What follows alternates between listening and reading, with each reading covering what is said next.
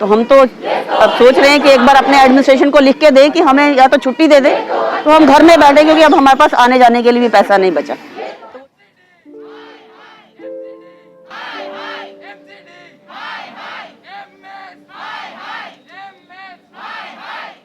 महीना 2 महीना लेट होती थी तो हम लोग चुपचाप बर्दाश्त करते थे, लेकिन इस बार 4 महीने हो गए हैं, हमें सैलरी नहीं मिली।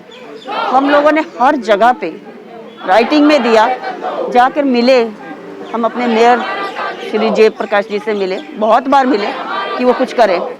कमिश्नर साहब से मिले, एडिशनल कमिश्नर में, अपने लोकल एडमिनिस्ट्रेशन के पास बार बार जाते हैं।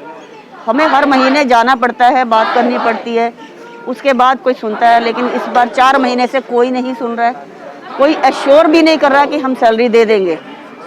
ये सैलरी की प्रॉब्लम, नॉन रेगुलराइजेशन जो सैलरी है, ये काफ़ी टाइम से हमें प्रॉब्लम फेस करनी पड़ रही है। इनफैक्ट जब से कोविड स्टार्ट हुआ है तो तब से ही हमें जो सैलरी है वो इरेगुलर बेसिस पे आ रही है। मैं यहाँ पे करीब मिड जून से, जब से कोविड चालू हुआ है, मैं तब से काम कर रही हूँ।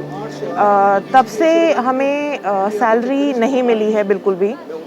हमने अपील भी की है, हमने लेटर्स भी लिखे हैं, हमने रिक्वेस्ट भी की कि हमें अब सैलरी मिल जानी चाहिए। 2 महीने हो गए थे, हर बार का ये होता है कि हमें सैलरी कभी टाइम पे मिलती नहीं है। इस सैलरी ना मिलने के कारण हम लोगों के बच्चे जिनकी फ़ीस भरनी है, या जो लोग किराए पे रहते हैं उनका किराया देने के लिए हम लोगों को एक दूसरे के उधार लेके हमें घर का गुजारा चलाना पड़ रहा है, जो कि हर एक बंदा जानता है कि ये सरकारी नौकरी करते हैं। और सरकारी नौकरी करने के बावजूद भी हम लोगों की कोई सुनाई नहीं है। लोग कहते थे पहले सरकारी नौकरी सेफ़ होती है, पर अब तो लग रहा है सरकारी नौकरी भी सेफ़ नहीं है, क्योंकि हमारी कोई सुनाई नहीं कर रहा है। ये हम लोग कहने को हम लोग गवर्नमेंट एम्प्लॉयज़ हैं, हेल्थ वर्कर हैं, लेकिन पिछले 4 महीने से अनपेड है। उसकी वजह से अब हालात ये हो गए हैं कि डे टू डे घर का जो सामान है वो भी नहीं मिल पा रहा। उसके लिए भी हम लोग परेशान हो चुके हैं। जो लोग रेंट पे रहते हैं वो रेंट नहीं दे पा रहे हैं। और अभी तो एमसीडी का ये हाल है, हमारे तो इतने ड्यूज, इतने एरियर बकाया रहते हैं ना एमसीडी पर, वो तो अभी हम भूल कर बैठे हुए हैं। अब तो वो एरियर तो बाद की बात है, अभी तो सैलरी को लेके परेशान है हम। कोविड में हम लोग ड्यूटी कर रहे हैं, जिसमें कि हम अपने बच्चों को छोड़ के रोजाना हमको ड्यूटी पे आना पड़ रहा है, जिसके लिए हमारे को घर का ये निकाल लो कि हम लोगों के हस्बैंड, जिन लोगों के हस्बैंड की प्राइवेट की जॉब थी, वो प्राइवेट जॉब भी अब जाने से चली गई है। तो कितनी मुश्किल हो रही है कि दोनों हस्बैंड वाइफ जब कमाने वाले, दोनों की अर्निंग नहीं होगी तो कितना मुश्किल है। ये एमसीडी ने हम लोगों को हाथ में कटोरा देने की नौबत आ गई है।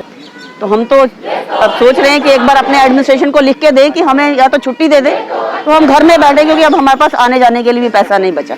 तो वो ड्यूटीज़ कैसे करवानी है मैनेज, या तो हमें गाड़ी दे दें हॉस्पिटल की तरफ से, और खाना दे दें, हमारा भी बीपीएल कार्ड बनवा दें, जैसे सारी दुनिया में सारी सरकारों ने खाना, चावल, दाल चावल बांटे हैं।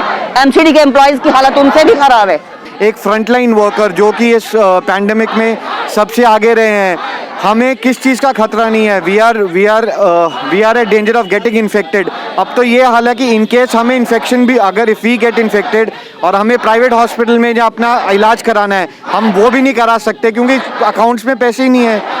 सब लोग दिल्ली से बाहर रहने वाले हैं, किसी की ईएमआई चल रही है, सबके घर पे रेंटेड यहाँ पे घर हैं सबके, तो कैसे चलाएंगे। और आपके सामने है, अगर दिक्कत नहीं होती, 4 महीने से तो हम पेशेंटली बिना कुछ वो किए काम कर ही रहे थे, और अभी 4 महीने जब पानी क्या बोलते हैं सर से ऊपर निकल गया, तो हम अभी प्रोटेस्ट कर रहे हैं। और ये हमारा राइट है और हम इसको लेके रहेंगे।